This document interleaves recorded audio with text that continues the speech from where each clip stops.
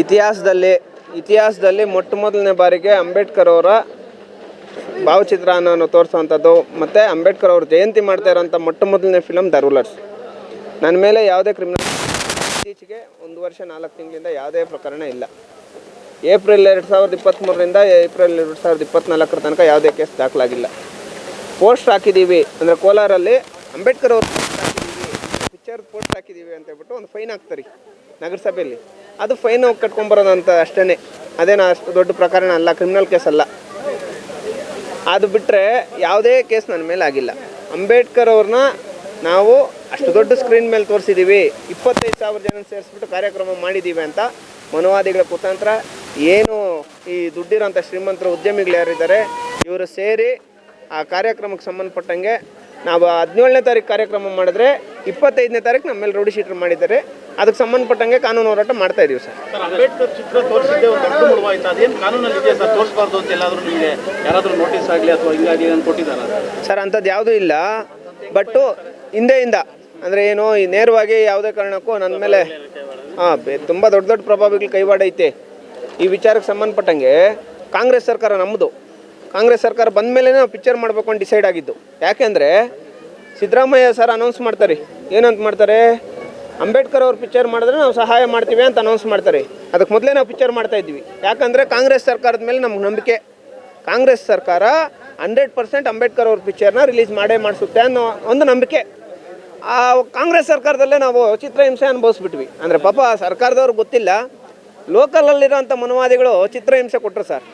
ಆಗಿ ಸಂದೇಶ್ ಅವರು ಎಲ್ಲ ಒಂದು ಕಡೆ ನ್ಯಾಯ ತೋರಿಸ್ಕೊಡ್ತಾ ಇದ್ದಾರೆ, ಹೋರಾಟ ಮಾಡ್ತಾ ಇದ್ದಾರೆ ಅಂತ, ಇಲ್ಲ ಒಂದು ಕಡೆ ಮೇಲ್ಜಾತಿಯವರಿಗೆ ಏನಾದರೂ ಕುತಂತ್ರ ಮಾಡ್ತಾ ಇದ್ದಾರೆ ಹಿಂದೆಯಿಂದ ಸರ್. ಈಗ ಅದು ಮಾಮೂಲಿ ನಡೀತಾನೆ ಇರ್ತೈತೆ. ನಾವು ಒಬ್ಬರಿಗೆ ನ್ಯಾಯ ಕೊಡಿಸಿದ್ರೆ ಇನ್ನೊಬ್ರಿಗೆ ಎಲ್ಲ ಒಂದು ಕಡೆ ತೊಂದರೆ ಆಗ್ತೈತೆ.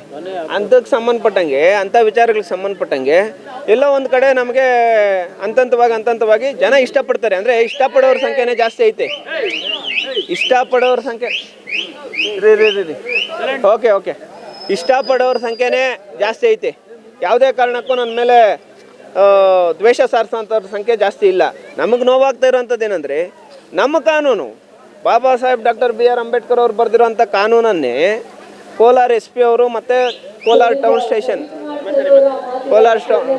ಕೋಲಾರ SP ಅವರು ಮತ್ತು Kolar town station circle inspector ಅವರು ನಮಗೆ ನೋಟಿಸ್ ಕೊಡ್ದಿರಾ ಕಾನೂನನ್ನು ದುರುಪಯೋಗ ಮಾಡಿಕೊಂಡು, ಆರ್ಟಿಕಲ್ 21 ಕೂಡ ದುರುಪಯೋಗ ಮಾಡಿಕೊಂಡು ನಮ್ಮ ಮೇಲೆ ರೌಡಿ ಶೀಟರ್ ಮಾಡಿರೋಂಥದ್ದು ಯಾವ ಮಟ್ಟಕ್ಕೆ ನ್ಯಾಯ ಸರ್? ಈಗ ಹೇಳ್ತೀನಿ ನೋಡಿ, ನಾನು KGF ಹೋರಾಟ ನೀವು ನೋಡಿರ್ತೀರಾ. KGF ಹೋರಾಟ ನೀವು ನೋಡಿರ್ತೀರಾ. KGFಲ್ಲಿ ಹೋರಾಟ ಮಾಡೋವಂಥ ಸಂದರ್ಭದಲ್ಲಿ ಅಂದರೆ ಸ್ಮಶಾನಕ್ಕೋಸ್ಕರ 7 ದಿನ ಹಗಲು ರಾತ್ರಿ ಕೂತ್ಕೊಂಡು ಸ್ಮಶಾನದಲ್ಲಿ ಹೋರಾಟ ಮಾಡುವಂಥ ವ್ಯಕ್ತಿ ಕರ್ನಾಟಕದಲ್ಲಿ ನಾನು ಒಬ್ಬನೇ. ಸ್ಮಶಾನದಲ್ಲಿ ಹೋರಾಟ ಮಾಡಿರಿ, ಅಲ್ಲಿ ನ್ಯಾಯ ಕೊಡಿಸಿ ಯಾರು ಮೇಲ್ವರ್ಗದವ್ರ ಕಡೆಯಿಂದ ಜಮೀನು ಬಿಡಿಸಿ ನಮ್ಮ ಸಮುದಾಯದವ್ರು ಸ್ಮಶಾನ ಬಿಡಿಸ್ಕೊಟ್ಟಿರೋಂಥವ್ರು ನಾನು. ಆವತ್ತು ನನ್ನ ಮೇಲೆ ಮೇಲ್ವರ್ಗ ಪ್ರಭಾವ ಬಳಸಿ ಒಂದು ಕೇಸ್ ಮಾಡ್ತಾರೆ. ಅದು ನ್ಯಾಯಾಲಯದಲ್ಲಿ ಇತ್ಯರ್ಥಾತೈತಿ. ಆ ಕೇಸು ಅಂದರೆ ಇದೆಲ್ಲ ಆಗ್ತಾ ಇರೋವಂಥದ್ದು, ಈ ಕೇಸುಗಳೆಲ್ಲ ಆಗಿದ್ದು ಉಳ್ಳೇರಳ್ಳಿ ಇಶ್ಯೂ ಆದಮೇಲೆ. ಅದಕ್ಕೆ ಮೊದಲು ನನ್ನ ಮೇಲೆ ಯಾವ ಕೇಸು ಇಲ್ಲ.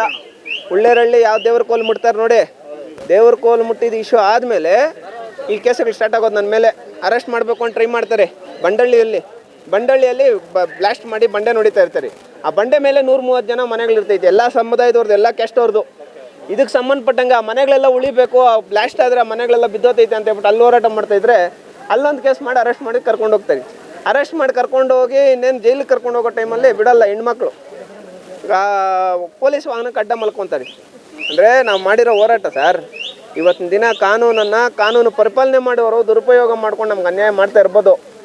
ಆದರೆ ಕಾನೂನಲ್ಲಿ ನನ್ನ ಜನ ಇದ್ದಾರೆ, ಏನು ಬಡವರಿದ್ದಾರೆ, ಇವರೆಲ್ಲ ಹಂತವಾಗಿ ನಮ್ಮನ್ನು ಕಾಪಾಡ್ಕೊಂಡು ಹೋಗ್ತಾ ಇರ್ತಾರೆ.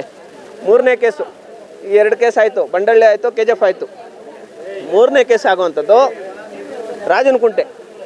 ಅಂದರೆ ಇದೆಷ್ಟು ಹಾಸ್ಯಾಸ್ಪದ ಅಂತ ಹೇಳ್ಬಿಡ್ತೀನಿ, ಕೇಳಿಸ್ಕೊಳ್ರಿ. ನಮ್ಮ ಕ್ಯಾಸ್ಟ್ ಹುಡುಗಿನ ಮದುವೆ ಮಾಡ್ಕೊತೀನಿ ಅಂತ ಫಸ್ಟು 4 ವರ್ಷ ಎಲ್ಲ ಥರ ಹುಡುಗಿನ ಬಳಸ್ಕೊಂಡು, ನೀವು ಮಾದಿಗ ಸಮುದಾಯದವರು ನಿಮ್ಮನ್ನು ನಾವು ಮನೆಗೆ ಸೇರಿಸಲ್ಲ, ನಿಮ್ಮನ್ನು ಎಲ್ಲಿಗೆ ಬೇಕು ಅಲ್ಲಿಗೆ ಬೇಕು ಅಂತ ಹೇಳ್ಬಿಟ್ಟು ಅಂತಿರ್ತಾನೆ. ನಾನು ಫೋನ್ ಮಾಡಿ ಕೇಳಿದ್ರೆ ಯಾವುದೇ ಕಾರಣಕ್ಕೂ ನಿಮ್ಮನ್ನು ಮನೆಗೆ ಸೇರಿಸಲ್ಲ ಅಂತಾರೆ. ಆ ಹೆಣ್ಣುಮಗಳು ಮತ್ತು ಅವ್ರ ಅಣ್ಣ, ಯಾರೋ ಹೆಣ್ಣುಮಗಳು ಯಾರು ಸಂತ್ರಸ್ತಿರ್ತಾರೆ, ಅವ್ರ ಅಣ್ಣ ಪೊಲೀಸ್ ಇರ್ತಾರೆ. ಅವ್ರ ಅಣ್ಣ ನಾವು ಕರ್ಕೊಂಡೋಗಿ ಹುಡುಗನ ಜೊತೆ ಮದುವೆ ಮಾಡಿಸಿದ್ರೆ ಹುಡುಗನ ಕಡೆಯವ್ರು ಹೋಗ್ಬಿಟ್ಟು ಕಂಪ್ಲೇಂಟ್ ಕೊಡ್ತಾರೆ. ಆ ಹುಡುಗನ ಕಿಡ್ನಾಪ್ ಮಾಡೋದು ಕೇಳಿದ್ದೀರಾ? ಹುಡುಗಿ ವಿಚಾರದಲ್ಲೇ ಕಂಪ್ಲೇಂಟ್ ಕೊಟ್ರೆ ಅಂದರೆ ಕಂಪ್ಲೇಂಟೇ ಕೊಟ್ಟಿರಲ್ಲ, ಪೊಲೀಸ್ನವರೇ ಬರ್ಸ್ಕೊಂಡು ಕಂಪ್ಲೇಂಟ್ ಮಾಡ್ತಾರೆ ಕಿಡ್ನಾಪ್ ಮಾಡಿದ್ದಾರೆ ಅಂತ. ಅವ್ರು ಬಂದು ನಮ್ಮನ್ನು ಕೋರ್ಟಲ್ಲಿ ಕೇಳ್ಕೊತಾರೆ, ಅಪ್ಪ ನೀನು ಹೋಯ್ ವಿಡಿಯೋಸ್ ಎಲ್ಲ ನೋಡ್ತೀವಿ, ದೇವ್ರಂಥ ಮನುಷ್ಯ ನಿನಗೆ ಈ ಥರ ನಮ್ಮ ಕೈಯಲ್ಲಿ ಬಲವಂತವಾಗಿ ಸೈನ್ ಮಾಡಿಕೊಂಡು ಕೇಸ್ ಮಾಡಿಸಿದ್ದಾರೆ ಅಂತ ಹೇಳ್ಬಿಟ್ಟು ಬಲವಂತ ಮಾಡಿ ಕೇಸ್ ಮಾಡಿಸ್ತಾರೆ. ಯಾವಾಗ? ಲಾಸ್ಟ್ 2022ರಲ್ಲಿ 23ರಲ್ಲಿ ಉಳ್ಳೇರಳ್ಳಿ ಇಶ್ಯೂ ಆದಮೇಲೆ ಇವೆಲ್ಲ ಆಗ್ತಾ ಇರೋವಂಥದ್ದು. ಅದಕ್ಕೆ ಮೊದಲು 300 ಮೇಲೆ ಮಾಡಿದ್ದೀನಿ ಹೋರಾಟ ನಾನು. ಅದಕ್ಕೆ ಮೊದಲು ಯಾವುದೇ ಕೇಸ್ಗಳಿಲ್ಲ ನನ್ನ ಮೇಲೆ, ಯಾವುದೇ ಒಂದು ಕೇಸ್ ಇಲ್ಲ. ಯಾಕಂದರೆ ಯಾವುದೇ ಕಾನೂನು ಉಲ್ಲಂಘನೆ ನಾನು ಮಾಡ್ತಾ ಇದ್ದಿಲ್ಲ. SP ಅವರು ಕಾನೂನು ಉಲ್ಲಂಘನೆ ಮಾಡಿ ನನ್ನ ಮೇಲೆ ರೌಡಿ ಶೀಟರ್ ಮಾಡಿದ್ದಾರೆ. ಅವರು ಒಂದು ನಿಮಿಷ ರೀ, SP ಅವರು ಕೋಲಾರ ಜಿಲ್ಲೆಯಲ್ಲಿ ಕಾನೂನು ಉಲ್ಲಂಘನೆ ಮಾಡಿ ನನ್ನ ಮೇಲೆ ರೌಡಿ ಶೀಟರ್ ಮಾಡಿದ್ದಾರೆ. ಅದು ಕಾನೂನಾತ್ಮಕವಾಗಿ ನಾವು ಫೇಸ್ ಮಾಡ್ತೀವಿ. ನಮಗೆ ಯಾವುದೇ ಕಾರಣ ನೋಡ್ರಿ, ನಾವು ಭಯ ಪಡೋ ಅವಶ್ಯಕತೆ ಇಲ್ಲ. ಯಾಕಂದರೆ ನಾನು ತಪ್ಪು ಮಾಡಿಲ್ಲ, ಯಾವುದೇ ವಿಚಾರದಲ್ಲಿ ನಾನು ತಪ್ಪು ಮಾಡಿಲ್ಲ. ನಾನು 3 ವಿಚಾರದಲ್ಲಿ ನಾನು ಕೇಸ್ ಹಾಕ್ಕೊಂಡಿದ್ದೀನಿ. ಅಂದರೆ ನಮ್ಮ ಜನರ ಪರವಾಗಿ ಮಾಡೋ ಹೋರಾಟದಲ್ಲಿ ಮಾತ್ರನೇ ಸಂದೇಶ ಕೇಸ್ ಹಾಕ್ಕೊಂಡಿರೋದು. ಯಾವುದೇ ಕಾರಣಕ್ಕೂ ಬೇರೆ ಬೇರೆ ವಿಚಾರಗಳಲ್ಲಿ ಕೇಸುಗಳಿಲ್ಲ. ನಾನು ನಮ್ಮ ಜನರ ಪರವಾಗಿ ಹೋರಾಟ ಮಾಡ್ತಾ ಇರಬೇಕಾದ್ರೆ ನಾನೇನೋ ಪರ್ಸ್ನಲ್ಲಾಗಿ ಹೋಗಿ ಯಾವುದೋ ಒಂದು ರೇಪ್ ಮಾಡಿದರೆ, ಕಳ್ತನ ಮಾಡಿದರೆ, 420 ಮಾಡಿದರೆ, ಮರ್ಡ್ರ್ ಮಾಡಿದರೆ, ಆಫ್ ಮರ್ಡ್ರ್ ಮಾಡಿದರೆ ಕೇಸ್ ಮಾಡಿರಿ, ರೌಡಿ ಶೀಟರ್ ಮಾಡಿರಿ. ಏನು ಮಾಡಿದ್ದೀನಿ ಅಂಥದ್ದು ಯಾವುದೂ ಇಲ್ಲ. ಅಂಬೇಡ್ಕರ್ ಅವ್ರನ್ನ ನಾವು ಟ್ರೈಲರಲ್ಲಿ ತೋರಿಸಿದ್ದಕ್ಕೆ ಮನವಾದಿಗಳು ಈ ಮಟ್ಟಕ್ಕೆ ನಮಗೆ ಟಾರ್ಚರ್ ಕೊಡ್ತಾರೆ, ಈ ಮಟ್ಟಕ್ಕೆ ನಮ್ಗೆ ಹಿಂಸೆ ಪಡಿಸ್ತಾರೆ ಅಂದರೆ ಇವತ್ತಲ್ಲ ನಾಳೆ. ಇವತ್ತು ನಮ್ಗೆ ಕಷ್ಟ ಬರ್ತಾ ಇದೆ ಸರ್, ಇವತ್ತು ನಾವು ಕಷ್ಟ ಅನುಭವಿಸ್ತಾ ಇದ್ದೀವಿ, ಪ್ರತಿನಿತ್ಯ ಕಣ್ಣಲ್ಲಿ ನೀರು ಹಾಕ್ತಾ ಇದ್ದೀವಿ. ಬಟ್ ಜನರ ಹತ್ರ ನಗ್ನಕೊಂಡು ಮಾತಾಡ್ಕೊಂಡಿದ್ದೀವಿ. ಇವತ್ತು ನಾವು ಎಷ್ಟು ನೋವು ಅನುಭವಿಸ್ತಾ ಇದ್ದೀವೋ ಅದಕ್ಕೆ 10 ಪಟ್ಟು ಅಂಬೇಡ್ಕರ್ ಅವರು ಬರೆದಿರೋಂಥ ಸಂವಿಧಾನದಡಿಯಲ್ಲೇ ಅಂಬೇಡ್ಕರ್ ಅವರ ಒಂದು ಆಶೀರ್ವಾದ ನಮ್ಮ ಮೇಲೆ ಇರ್ತೈತೆ. 10 ಪಟ್ಟು ದೊಡ್ಡವರಾಗ್ತೀರಿ, 10 ಪಟ್ಟು ಚೆನ್ನಾಗಿ ಆಗ್ತೀವಿ sir. Thank you so much.